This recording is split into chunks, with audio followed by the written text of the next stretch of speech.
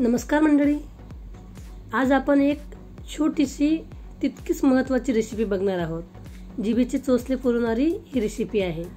तर आता आपल्याला बघून लक्षात आलंच असेल की आजची रेसिपी काय आहे। तर आज आपण कैरीची चटणी बनवणार आहोत। आपल्या आवडीनुसार आपण आंबट कैरी घेऊ शकता किंवा अशा प्रकारची कैरी घेऊ शकता। ही थोडीशी चवीला आंबट कमी असते। तर बघा तुम्हाला कुठली कैरी घ्यायची आहे।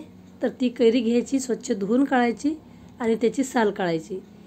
तर तुम्ही साल काढूनही चटणी करू शकता किंवा साल न काढताही चटणी करू शकता। तर मी साल काढणार आहे।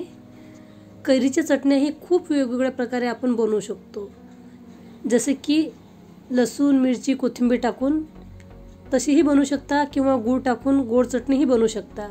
याला तडकाही आपण देऊ शकतो।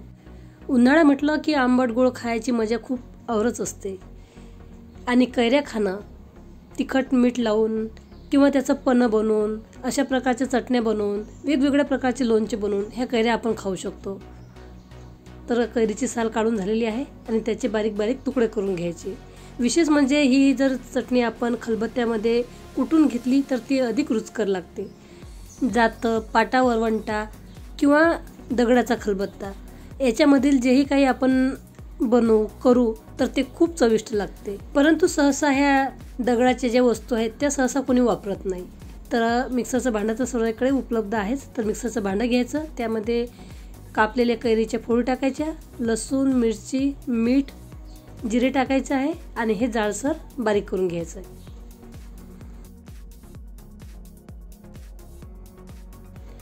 आणि जर तुम्हाला ही चटणी गोड बनवायची आहे, म्हणजे आंबट गोड बनवायची आहे, तर 2 चमचे बारीक केलेला गूळ टाकायचा। नाहीतर मग लसूण, मिरची, जिरे टाकून ही चटणी खूप छान लागते।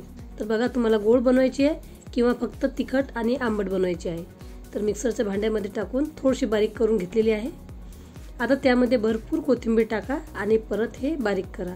तर तुम्हाला थोडीशी जाड पाहिजे का बारीक पाहिजे त्यानुसार ही बारीक करा। जास्त बारीक केली तर त्याला जिरे, मोहरी, हिंगाचा तडका द्या आणि चटणी जास्त प्रमाणात बनवून ठेवायची नाही। थोडीशी चटणी बनवायची, ती खायची, ती संपल्यानंतर दुसरी बनवायची, कारण चटणीचा कलर चेंज होऊ शकतो, थोडा मला चवीमध्ये फरक पडू शकतो। थोडीशी मी बारीक करून घेतलेली आहे। तोंडी लावायला उत्तम पर्याय ही चटणी आहे।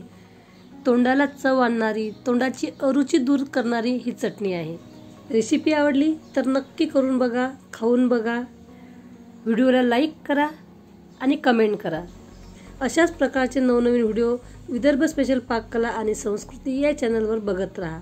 विविध प्रकारच्या कैरीच्या रेसिपी आपल्या चॅनलवरती मी अपलोड केलेल्या आहे, तर त्या तुम्ही बघू शकता। विशेष म्हणजे हेल्दी खा आणि निरोगी राहा। धन्यवाद मंडळी।